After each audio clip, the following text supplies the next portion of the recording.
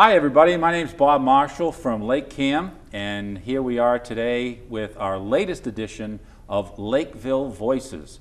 And we are very fortunate today to have with us one of Lakeville's very own, Miss Taylor Kinzler, Miss Massachusetts of 2012.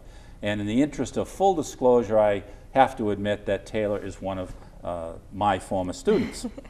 So welcome, Taylor, to Lakeville again, because you're at URI and so forth, but it's great to have you here on spring break. Please tell us a little bit about yourself. I know a little bit about you. Viewers don't. Where were you born, raised, college, major goals? Who is Taylor Kinzler?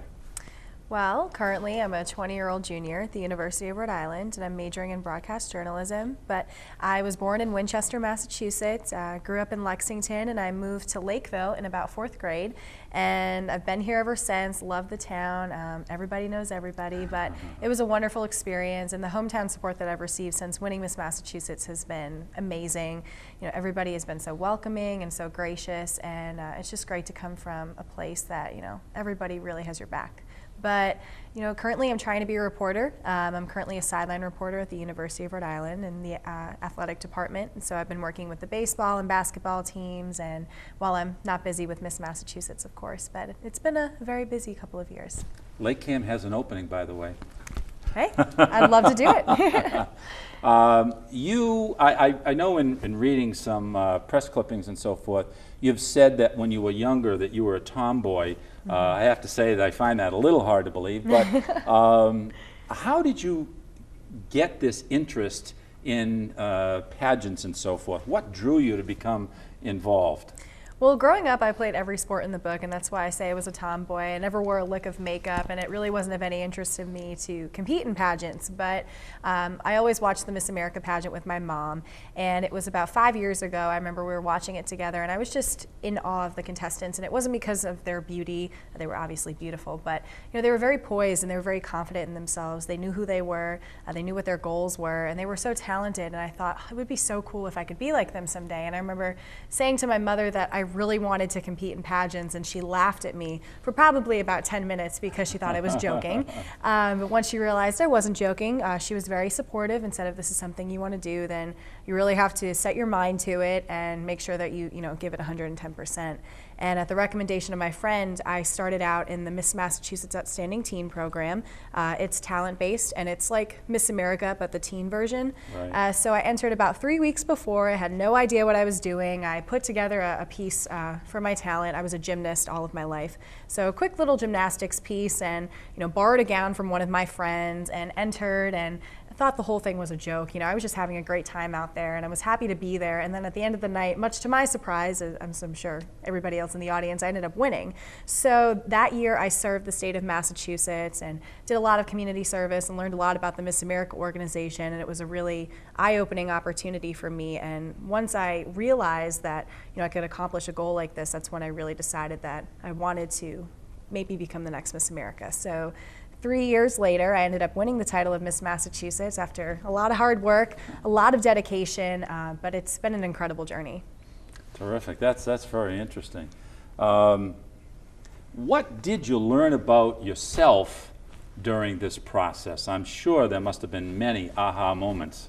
Well, as I said, I was a tomboy, and I was very shy growing up. I found it really difficult to speak in public, and it was kind of just a risk for me to even enter pageants. But the biggest thing that I learned about myself through this is that I'm capable of more than I thought I was, and that if you set your mind to something, no matter how big of a goal it is, you really can accomplish it. And I think that sometimes it's not really about who is the best and who is the most talented. I think it's about the person who has the biggest heart and who has the most drive. And that's something that I really learned, that if I really want something in life, then I can achieve it if I just work really hard. Wow. Huh? Words to live by, ladies out there. What were your goals? Well, you sort of answered this a little bit, but did you have any particular goals other than winning as you entered? Well, I think there are a lot of negative stereotypes about pageants in general, and most people think it was just more superficial reasons why I got involved, but I really just wanted to grow as a person. I wanted to be able to work on my public speaking skills and, be able to go out into the community and work on community service. And for me, it was just a lot of personal growth, and that's really what I wanted to achieve by competing in these pageants, and that's not something that you hear a lot. Most people are just like, oh, I want the crown and I want the glory and the sash, but for me, I just wanted to become a better person and kind of realize who I was and what I wanted to become in life. And the Miss America organization really helped me to discover what I was capable of. Laudable goals indeed. I'm sure, based on what I saw during the pageant this year, the Miss America pageant, and that hour-long piece that ABC did ahead of time, Yeah. I began to wonder about the pressure that was that you ladies experienced there, and I was wondering, is there, in your opinion, too much pressure in this whole process, and how do you deal with that? Well, when I think you sign up for a pageant, you have to expect that there's going to be a lot of pressure, and you have to kind of understand what you're getting yourself into. When I originally started, I had no idea. But, once I started competing, there's a lot of pressure to look perfect and to be perfect 24/7. But something that I really learned to embrace is that not everyone's perfect. We all have flaws, and I think that's what makes us unique. And for me, it wasn't about, being the skinniest contestant or being the most talented contestant. I just wanted to be healthy, and I wanted to put forth the best that I possibly could. And so, yes, I think there is too much pressure sometimes, but I think through that you can also really learn who you are and just kind of embrace who you are, and that's something that I really like about the Miss America organization. We try to empower women, and I think that's something that's really special about this program. Terrific, great. In that ABC special that aired before the pageant, I noticed that a number of women, especially it seemed from the South, appeared to receive a lot of items and gifts like an apartment, a vehicle, a wardrobe allowance, et cetera, et cetera. Do you think all of the women who competed for Miss America were competing on a level playing field? I don't think so. I mean, I think I didn't think so either. I think every state organization is different, and most of the southern states particularly, they do get a car and they get an apartment for the year. Massachusetts unfortunately doesn't get a car, we don't get an apartment, and we don't have a lot of sponsors, and so it varies from state to state. But I don't think the judges per se really look at, oh, so-and-so has a car, then she's going to be, the #1 contestant. They're looking at, what they can bring to the table. But certain states are more prepared just because, they've been going for a longer period and they have more support throughout the entire state. Massachusetts isn't really a pageant state per se, like South Carolina would be. So they have a lot more sponsors and a lot more teams that can really prepare the girl. But yeah, it's not really a level playing field. Yeah, I kind of got that, that impression. You mentioned it earlier that you had been a gymnast all of your life and so forth, and I think during the Massachusetts pageant, that was your specialty and so forth. But at Miss America, you changed. I would think that took tremendous courage to do.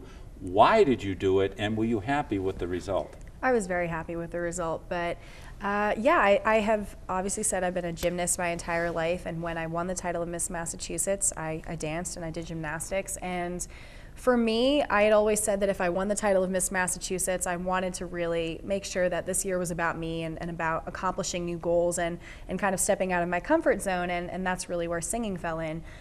For me, I really wanted to try something new. There were a lot of dancers in the Miss America competition, and there weren't that many singers, so I felt like it would help me stand out. And on top of that, in September, I actually got attacked by my dog. And whoa! Yeah, I was in the hospital for a couple days, but my doctor said that I probably wouldn't be able to perform to the best of my abilities if I were to dance. I have a couple scars on my arm, but so that kind of really solidified my decision to sing. And many people criticized me for it. It wasn't a talent that I had done for a while. I only started singing about a year and a half ago, and it was just the national anthem, and that was it. I didn't know any other songs. I wasn't trained at all, but I really wanted to do it, and I thought that it was something that was attainable. And I worked with a vocal coach in Middleborough. Her name was Lorna Brunel, and we practiced the song over and over and over again. And I think probably the defining moment of my entire Miss America journey was performing on the Miss America stage. I sang At Last by Etta James. Yes. And just, seeing the spotlight, and there were millions of people in the audience, and being able to get through the song without passing out. And I did it well, and I think it was just an incredible moment because so many people said that I couldn't do it. And so being able to prove them wrong and to have done something that I've never done before, it was amazing. Well, I certainly enjoyed your performance. When I saw it on YouTube, it was very nicely done. Thank you. I suspect that there has been a lot of financial drain on you and your family and so forth, which is why I brought up that vehicle and apartment and all that stuff. Has it been worth it, first of all? And maybe you could talk about some of the personal sacrifices that you and others, I'm sure, have to make if you go into this. Well, it does cost a lot of money, but I'm fortunate that the Miss Massachusetts organization gives a scholarship to each winner each year, and I received $10,000 for winning the title of Miss Massachusetts. And over the years that I've been competing in the Miss America organization, I've won over $20,000 as well. Great. So it's scholarship money, of course. I can't just go and spend it anywhere I want to, but I've been able to pay for most of my college tuition, which has been incredible. But I think the sacrifices have been worth it. I mean, it's hard though. Last year, you're practicing every single day, and you're preparing for the job of Miss America, whether you get there or not. It's a lot of diet and exercise, and you have to make sure that you're up to date on current events and you're well versed in what's going on in the world. And in addition to that, you have to practice your talent. You have to make sure that you're poised and that you're being a positive role model. There's just so much that goes into preparing, and most people think that you just walk on a stage in a pretty gown and you hope for the best, and that's not it at all. And when I won the title of Miss Mass, I had to go part-time at the University of Rhode Island, and it was difficult not being able to hang out with my friends and be a normal college student. But for me, I think it was rewarding because I had achieved a goal that I had had for my entire life. And I had been able, to work for something and to really see that dream come to fruition. And so while it was difficult not being with my friends, or maybe not, being at school 24/7 or being able to do things that normal kids did, I was able to say that I did something that most people can't accomplish. And so I'd have to say the sacrifices were worth it, and the hard work paid off. Terrific, yeah. In terms of preparing and being up to date with current events and so forth, we've all noticed, I forget when it was, there was one contestant in one contest who came up to the microphone and had a rather interesting response, yes. shall we say. So I hear what you're saying. What were some of the emotional highs and lows that you experienced during that week of Miss America? Miss America was a whirlwind. I don't think I slept for the entire 2 weeks that I was there. Wow. Because we would get up and have to be ready by 5 o'clock in the morning, and we would set out for the day at 6 a.m. and then we'd get back to our room each night at 2 o'clock in the morning. So Ouch. It was just on the go 24/7. There were camera crews everywhere. You had to be on your game. You had to know what was going on. You had to look your best, and it was very stressful. I think emotionally it was very exhausting because there are so many people that you're trying to please, all your family at home who is rooting for you, in addition your state organization who has put a lot of time and effort into preparing you, and just kind of psyching yourself out and looking at the other girls and comparing yourself. But so that was probably a low, trying to prepare and to be confident in myself when there were so many beautiful and talented women that I was competing with. But I would have to say a high, I think I mentioned this earlier, was probably performing my new talent on the Miss America stage, and it going so well, and meeting the girls as well. Most people think that the girls are really catty and that they're not nice at all, but all of them were just so amazing, and I think that we bonded so much because we were all going through the same thing. We understood the pressure to compete, the pressure to perform your best, and I still keep in contact with all of them. In fact, tomorrow morning I'm going to New York for Miss America's homecoming celebration. So I'm really excited to be a part of that, and definitely keeping in contact with these girls as much as I possibly can. And it's very emotionally draining, though. I've noticed I followed on your Facebook page how much you do keep in contact with them. That's very admirable. Well, I was going to ask how the Miss America experience has changed you, but I think we've gotten a pretty good sense of that. Now, in terms of your dreams for what you want to do as you go forward, how has this competition and this experience helped you to realize your dreams to date, and how they might help you in the future? What do you think? Well, being in the Miss America organization, you have to be able to speak on a dime. You have to, if there's a camera there, you have to be able to talk. And so I ultimately want to be a reporter. And so for me, being behind the camera has given me a lot of interview experience, and kind of helps me to understand different components of an interview, how to ask the questions and then receive the questions as well. And I've become a better public speaker through all of this. And I think that it's shown me that the spotlight is somewhere that I really want to be. And I'm really into sports journalism right now, and I don't know, I've become a different person than I was a couple years ago, and the Miss America organization really helped me to mature and grow up a lot. And because of the on-camera experience that I've had, being in the interview room or even on camera on ABC, I think it's helped me to get more excited about becoming a reporter. Speaking of sports reporting, what do you think of the Wes Welker trade? Not trade, I could but, probably cry. That's all. Yeah, that makes two of us. While watching the pageant, I recall thinking to myself that I would not have wanted to be a judge. What do you think about the whole judging process? Do you think it's easy to be a judge? Can it be improved, etc.? It's very difficult to be a judge, particularly when you're at the national level for Miss America. I mean, you're interviewing 53 contestants. It's almost physically impossible to remember each and every one of them and all of their special facts and everything. And so it's difficult for a judge to come into that kind of competition and be able to really give it their all, but they do. And all of the judges were fair. We all got the chance to meet them and chat with them before we stepped into the interview room. And the Miss America organization really preps them as well as who they want to, be the next Miss America, what kind of woman they're looking for. But any of us could have done the job, and I think that during that week, Mallory Hagan, she was Miss New York, she really stood out, and she was such a genuine girl, and so we were so happy for her. But I think the judges are just looking for a well-rounded woman, and they said to us after, they said it was one of the hardest classes to judge, just because everybody was so accomplished and so talented, but more importantly, they were just so excited to be there. They were just happy that they had the opportunity, and I don't really know how it could be improved per se. Maybe setting up the competition differently. For me, I think it would be really cool if the on-stage portion was done first. Usually you go to the interview room and you do your interview with the judges, and then the next time they see you is in swimsuit and talent and evening wear. I think that would be cool if that was first, and then the interviews were after the on-stage portion. Okay. But as for the judging, it's done very fairly, and they make sure that everything is very accurate. They all have score sheets. So, I think they do a good job. Good, thank you. From your point of view, I guess looking back historically, do you think that women and the pageant have changed much over the years? I know that's kind of a loaded question, but especially if you say, have women changed much over the years? But have women and the pageant changed much over the years, and has it been for the good?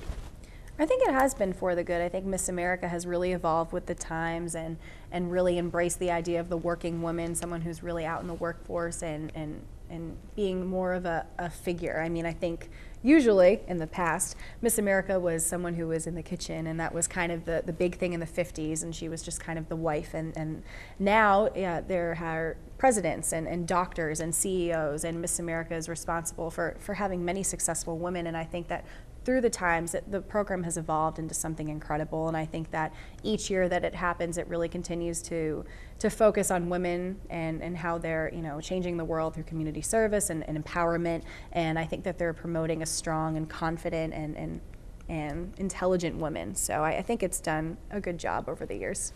Terrific, thank you. I recall more during that ABC special prior to the pageant itself, seeing one of the contestants express that she had experienced some very negative comments directed at her by at least one of the other contestants. Did you experience or witness any of that behavior? And if so, how'd you deal with it?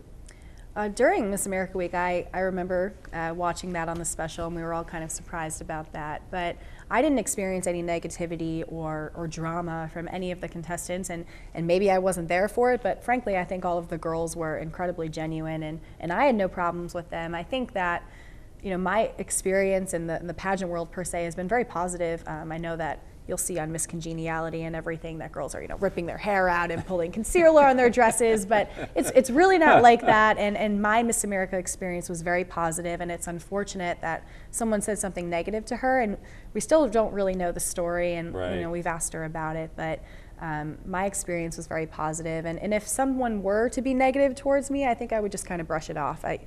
You can't let that kind of stuff get to you, and negative experiences in life in general. You just kind of have to keep trudging forward. Indeed. Good advice. All right. In hindsight, is there anything that you would change about how you approached your Miss America and/or pageant experiences? I don't think so.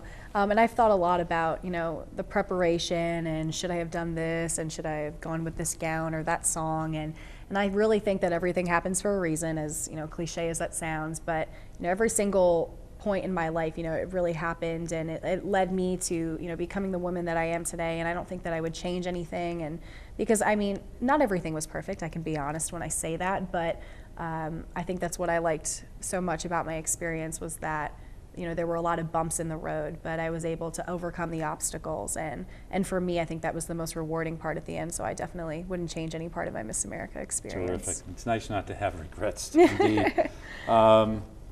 Well, what do you want to do when you grow up, by the way, now that your pageant experience, you've more or less answered that, but interesting, you talked about wanting to be a reporter. I have another former student of mine who graduated in my oldest daughter's class, who is now an anchor out in Chicago at CBS2, Kate Sullivan. And is that something that you want to aspire to?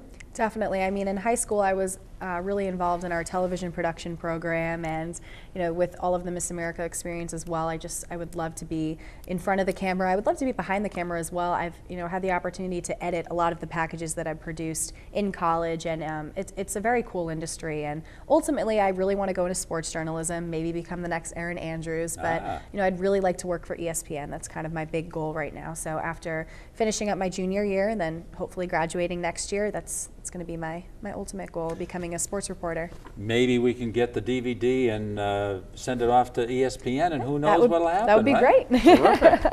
Okay. What does your family think about all of these successes you've had here?